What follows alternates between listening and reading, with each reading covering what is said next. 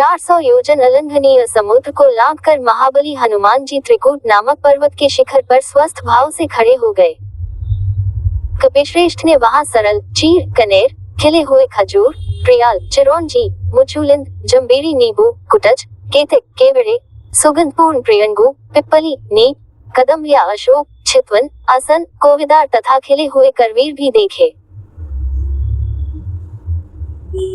फूलों के भार से लदे हुए तथा मुकुलित अधखिले बहुत से वृक्ष भी उन्हें दृष्टिगोचर हुए, जिनकी डालियां झूम रही थीं और जिन पर नाना प्रकार के पक्षी कलरव कर रहे थे। हनुमान जी धीरे धीरे अद्भुत शोभा से संपन्न रावण पालित लंकापुरी के पास पहुंचे। उन्होंने देखा, लंका के चारों ओर कमलों से सुशोभित जलपूरित खाई खुदी हुई है। वह महापुरी सोने की चहार दीवारी से घिरी हुई है। श्वेत रंग की ऊंची ऊंची सड़कें उस पुरी को सब ओर से घेरे हुए थी। सैकड़ों गगनचुंबी अट्टालिकाएं ध्वजा पताका फहराती हुई उस नगरी की शोभा बढ़ा रही हैं। द्वार पर पहुंचकर वानरवीर हनुमान जी चिंता में पड़ गए। लंकापुरी भयानक राक्षसों से उसी प्रकार भरी हुई थी जैसे कि पाताल की भोगवतीपुरी नागों से भरी रहती है। हाथों में शूल और पट्टिश लिए बड़ी बड़ी दाढ़ों वाले बहुत से शूरवीर घोर राक्षस लंकापुरी की रक्षा कर रहे थे।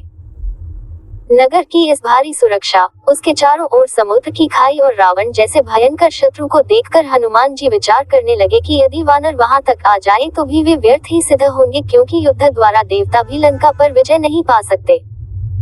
रावण पालित इस दुर्गम और विषम, संकटपूर्ण लंका में महाबाहु रामचंद्र आ भी जाए तो क्या कर पाएंगे। राक्षसों पर साम, दान और भेद की नीति का प्रयोग असंभव दृष्टिगत हो रहा है। यहाँ तो केवल 4 वेगशाली वानरों अर्थात बालीपुत्र अंगद, नील, मेरी और बुद्धिमान राजा सुग्रीव की ही पहुंच हो सकती है। अच्छा, पहले ये तो पता लगाऊं कि विदेह कुमारी सीता जीवित भी है या नहीं। जनक किशोरी का दर्शन करने के पश्चात ही मैं इस विषय में कोई विचार करूंगा। उन्होंने सोचा कि मैं इस रूप से राक्षसों की इस नगरी में प्रवेश नहीं कर सकता, क्योंकि बहुत से क्रूर और बलवान राक्षस इसकी रक्षा कर रहे हैं। जानकी की खोज करते समय मुझे स्वयं को इन महातेजस्वी, महापराक्रमी और बलवान राक्षसों से गुप्त रखना होगा। अतः मुझे रात्रि के समय ही नगर में प्रवेश करना चाहिए और सीता का अन्वेषण का ये समयोचित कार्य करने के लिए ऐसे रूप का आश्रय लेना चाहिए जो आंख से देखा न जा सके, मात्र कार्य से ही यह अनुमान हो कि कोई आया था। देवताओं और असुरों के लिए भी दुर्जय लंकापुरी को देखकर हनुमान जी बारंबार लंबी सांस खींचते हुए विचार करने लगे कि किस उपाय से काम लूं जिसमें दुरात्मा राक्षस राज रावण की दृष्टि से ओझल रहकर मैं मिथिलेश नंदिनी जनक किशोरी सीता का दर्शन प्राप्त कर सकूं। अविवेकपूर्ण कार्य करने वाले दूत के कारण बने बनाए काम भी बिगड़ जाते हैं। यदि राक्षसों ने मुझे देख लिया तो रावण का अनर्थ चाहने वाले श्री राम का ये कार्य सफल न हो सकेगा। अतः अपने कार्य की सिद्धि के लिए रात में अपने इसी रूप में छोटा सा शरीर धारण करके लंका में प्रवेश करूंगा और घरों में घुसकर जानकी जी की खोज करूंगा।